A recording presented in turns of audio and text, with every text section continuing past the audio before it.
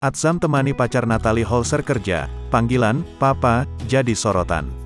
Anak bungsu komedian Sule, Atzam Sutisna makin lengket dengan Faris, pacar baru ibunya, Natalie Holzer.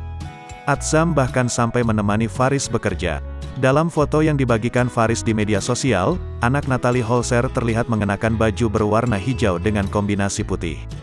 Dia pun tak rewel saat berada di gendongan Faris yang sibuk bekerja. Sebaliknya, Atzam tampak nyaman saat bersama pacar baru sang ibunda. "Nemenin papa kerja ya nak," tulis pacar Natalie Holzer di Instagram.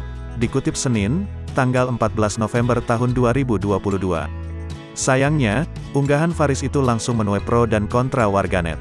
Tak jarang netizen yang berkomentar positif, berharap pacar baru Natalie Holzer ini benar-benar menyayangi Atzam. Mereka juga mendoakan agar Faris bisa segera meminang ex Sule dan menjadi sosok ayah yang baru bagi anak semata wayang Natalie.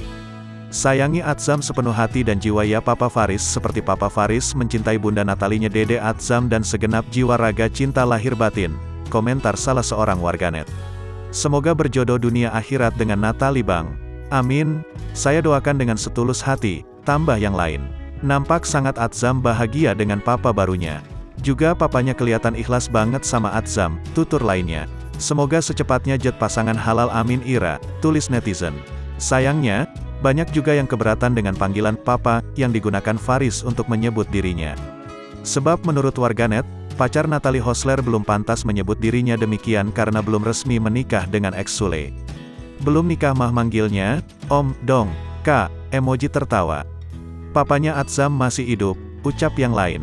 Papa, emangnya udah nikah?" ujar netizen lain. "Papa, gak salah," tandas yang lainnya.